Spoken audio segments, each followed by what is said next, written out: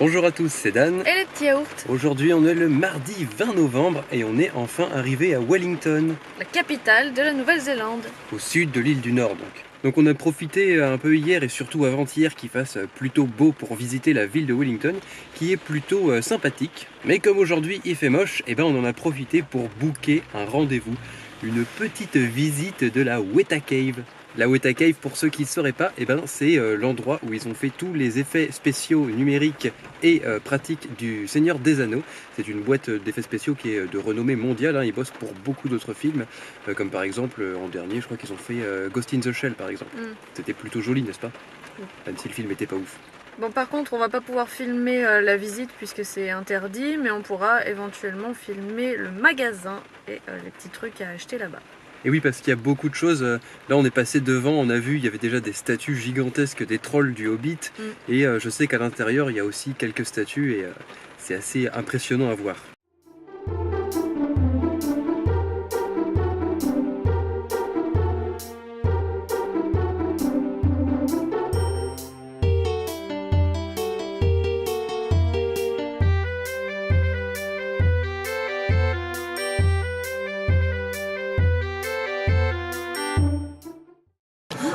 Et ouais, Weta, ils ont aussi fait le film Warcraft, mais aussi le film Krampus, film d'horreur de Noël dont on vous avait parlé l'année dernière, qui était plutôt sympathique, mais qui avait surtout des designs bien cool.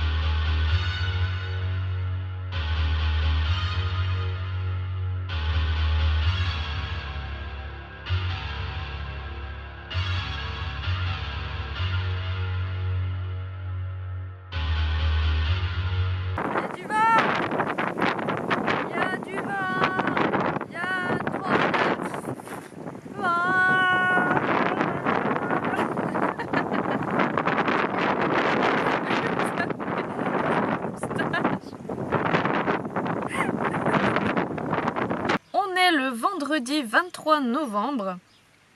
C'est le Black Friday. Oui, c'est le Black Friday. Alors on n'avait pas spécialement l'intention d'y participer vu qu'on peut pas vraiment acheter grand chose, on n'a pas la place pour le stocker, puis on n'a pas l'argent non plus. Puis on n'a pas l'utilité non plus. Oui aussi. Mais on vous l'avait dit il y a 2-3 jours quand on a fait la visite de Weta Workshop, il y a tout un magasin avec plein de choses super cool à acheter sur le Seigneur des Anneaux et tous les films qu'ils ont fait. Et on n'a rien acheté, comme ça on s'est dit qu'on allait y retourner ce matin pour le Black Friday en espérant qu'il y ait des petites promos sympas. T'as un trou dans ta chaussette? Il y a un trou dans ma chaussette. Et donc pour les promos, bon c'était pas ouf, hein. Il n'y avait pas énormément de choses, il y avait surtout des promos sur tous les goodies du film Krampus, le film d'horreur de Noël qu'on avait grave kiffé l'année dernière. Quelques promos sur des grosses figurines, mais bon là c'était pas du tout ce qu'on comptait acheter. Et donc on s'est fait un petit peu plaisir, alors voilà ce qu'on a acheté. Bon déjà on a eu un joli petit sac.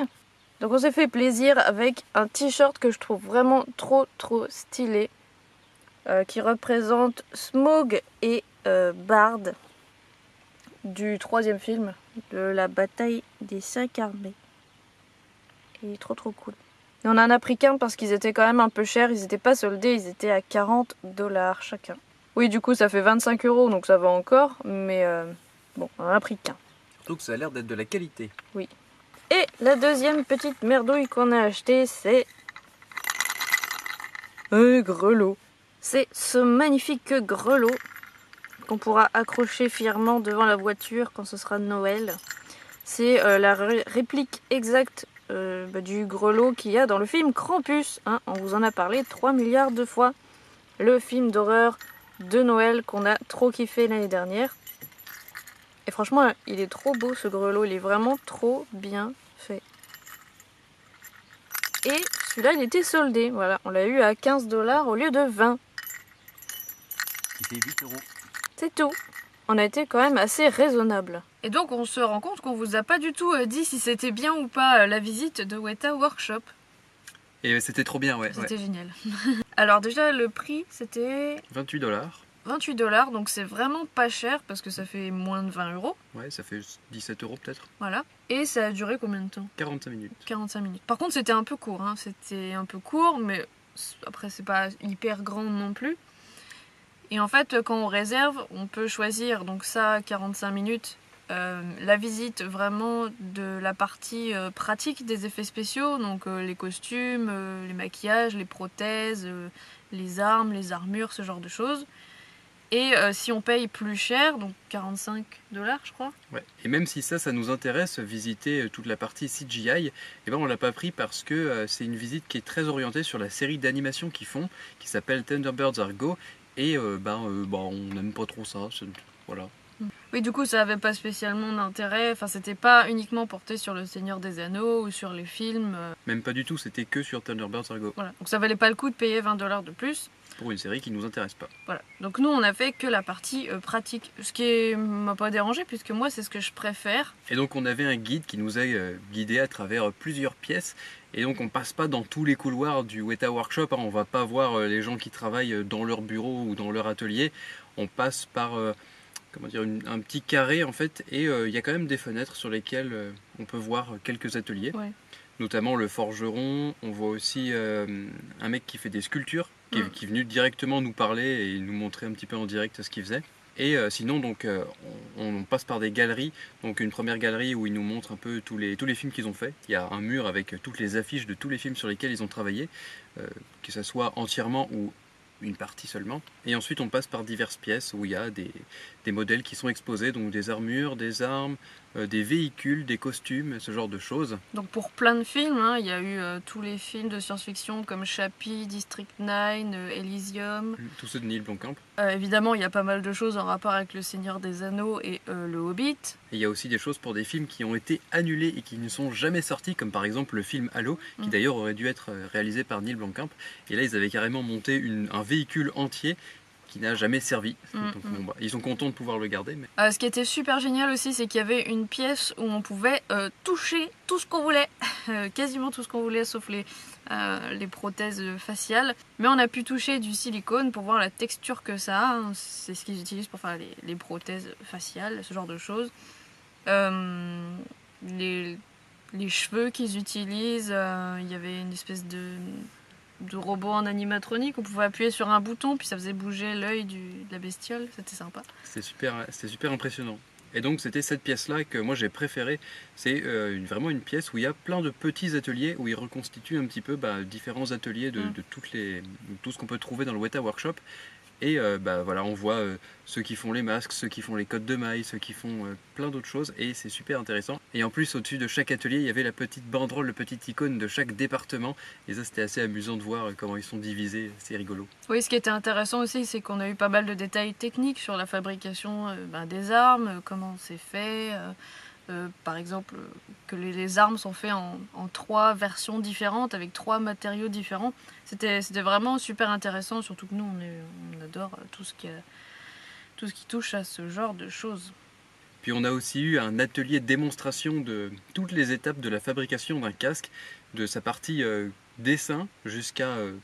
La conception finale du casque, en passant par la modélisation 3D, le moulage en silicone, puis le moulage en matériaux, puis la peinture, puis tout ça, c'était vraiment intéressant, quoi. Et puis à la fin, le magasin, qui là, contrairement à celui qu'on a eu à Hobbiton, à Matamata, était vachement bien. Hein. Ça a vraiment rien à voir. C'était complètement différent. Il n'y avait pas de boule à neige à la con. Il y avait vraiment des superbes sculptures. Bon, évidemment, il y avait plein de trucs super chers, mais c'était vachement bien. Et bon, de toute façon, ça, vous l'avez vu qu'on l'a filmé. Et ça, c'est eux aussi qui les font parce que ils font pas que des trucs pour les films, ils font aussi des figurines et des petites choses. Ils ont notamment lancé leur jeu de plateau. Et puis il y a aussi toute une partie mini-musée avec encore plus de choses à voir.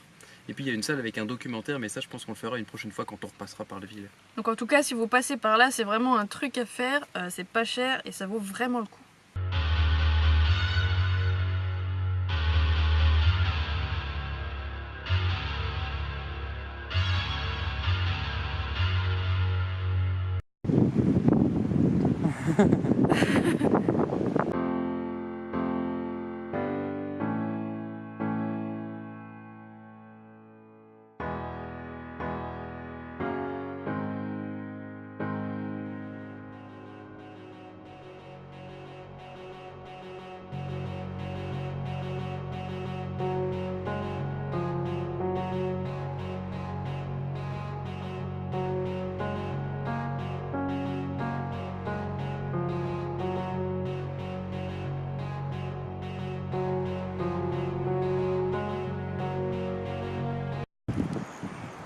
Putain, ça court vite.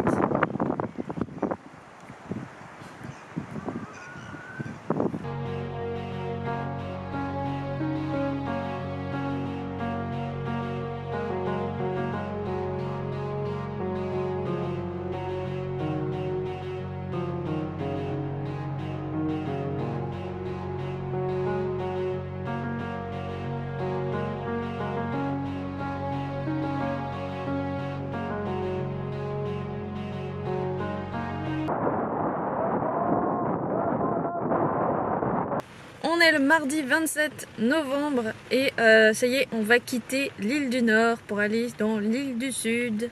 Donc là, on attend pour le ferry. Donc c'est parti pour la deuxième partie de l'aventure. Et sinon, l'affiche du Hellfest, elle est complètement dingue.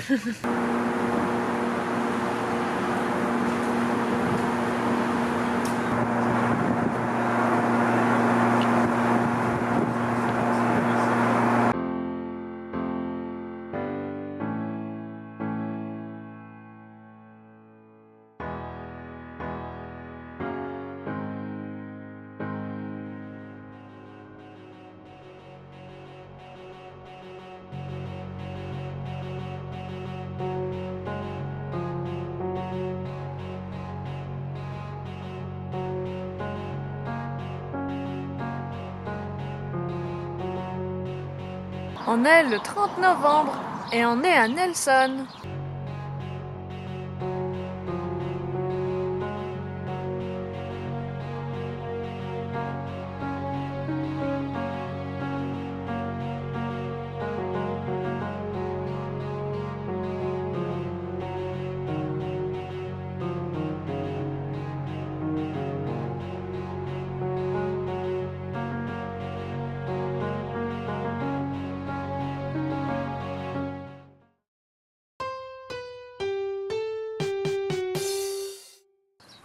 C'est parti pour un point de vue.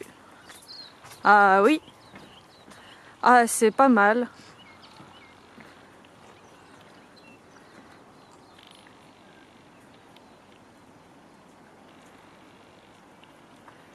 Très chouette point de vue.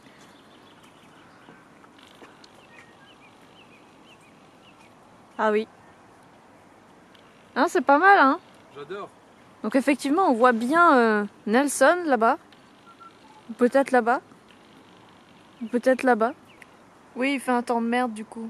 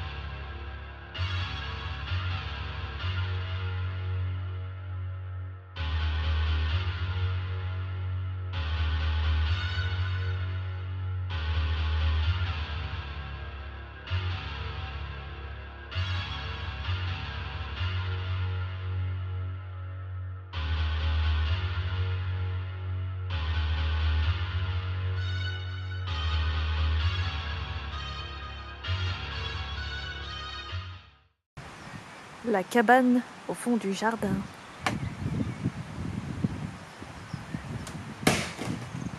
Alors, c'était comment? Le pont de Khazad-dûm. Tu vois, un gouffre sans fond qui finit par un lac.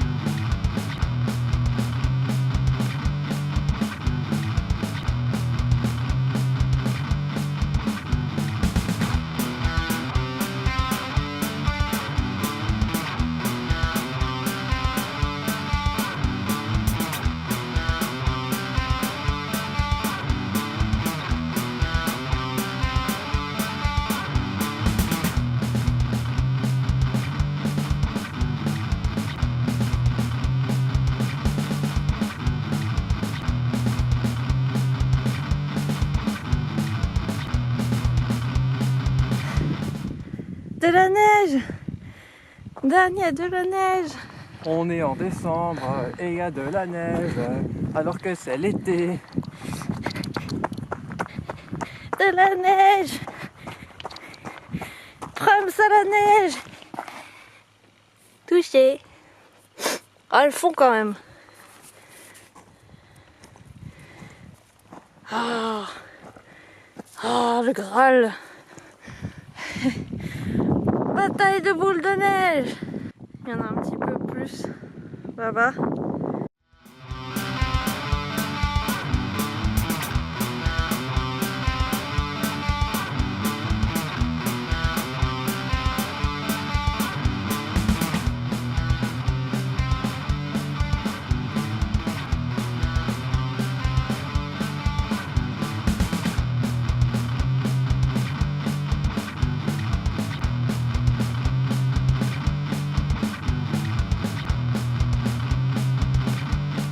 On est le dimanche 9 décembre.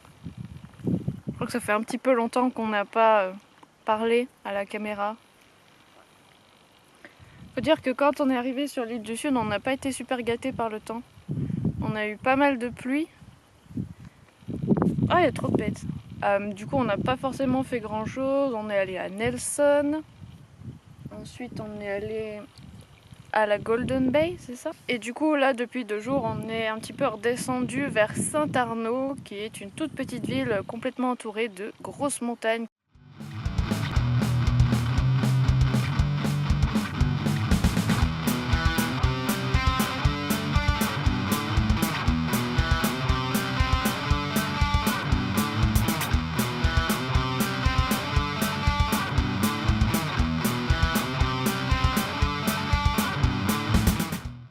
On est le mardi 12 décembre et on est à Westport et non pas Westworld comme j'arrête pas de le dire depuis 2 jours. Parce qu'il y a un magasin New World ici à Westport, du coup je fais un mélange des deux.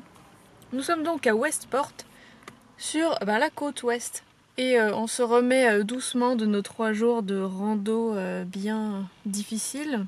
Hier il n'y a plu, donc on n'a pas fait grand chose à part bibliothèque. Et aujourd'hui on prend la route direction vers le nord, donc pour longer la côte ouest et aller dans un endroit qui a l'air plutôt sympa, dont j'ai complètement oublié le nom, donc ce que je dis ne sert à rien. Et j'ai un bon coup de soleil sur le nez, c'est très laid. Bonjour! Et je voulais dire pour ceux qui se demandaient qu'en est-il de cette histoire d'allume-cigare, alors on ne l'a pas fait réparer puisque maintenant on s'en fiche de cet allume-cigare car Dan est un très ingénieux mécanicien. Il a réussi à brancher notre convertisseur d'énergie directement sur la batterie.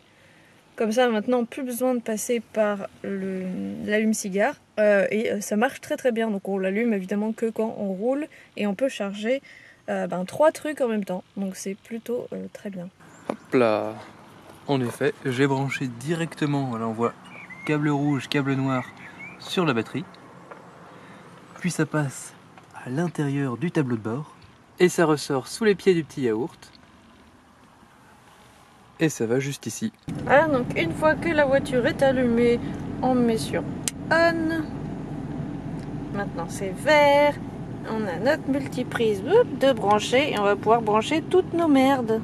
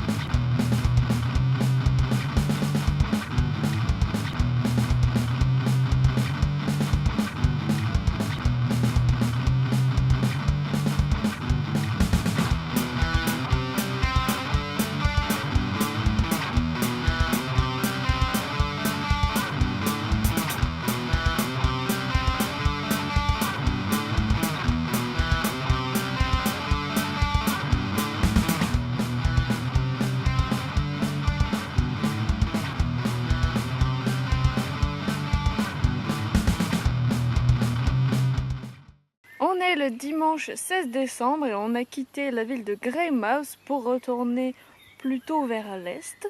Donc là on prend tranquillement la direction de Christchurch et on a fini notre premier voyage, on va dire, sur la West Coast. On y retournera par la suite donc. Et on a vu plutôt des belles choses, notamment les super arches.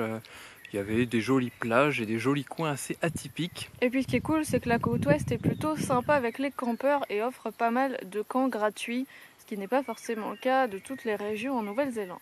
Par contre, il y a beaucoup de mouches des sables, beaucoup de sandflies et on se fait beaucoup piquer. Et oui, c'est vrai qu'on vous l'a pas dit, mais donc en Nouvelle-Zélande, c'est bien, il n'y a pas de prédateurs, il n'y a pas de bestioles qui vont vous manger. Par contre, le fléau, c'est la mouche des sables. Une toute petite mouche, vraiment de 2-3 mm, qui par contre vous pique, vous mord plutôt pour se reproduire. La piqûre fait que ça gratte beaucoup. C'est genre pire qu'une piqûre de moustique et ça gratte pendant plusieurs semaines. Et du coup, il y en a énormément ici, notamment sur toute la côte ouest. Donc c'est super chiant quand tu vis dehors. Puis elles sont voraces, hein. Elles vous piquent pas qu'une fois, c'est vraiment criblé quoi.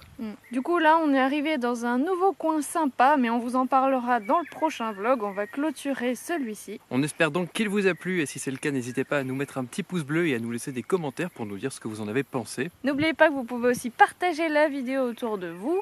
Mais aussi vous abonner à la chaîne pour ne manquer aucune des prochaines vidéos. Prochainement, nous visiterons une ville fantôme. Teasing. Du coup on se retrouve très bientôt pour une prochaine vidéo et on vous fait des gros bisous.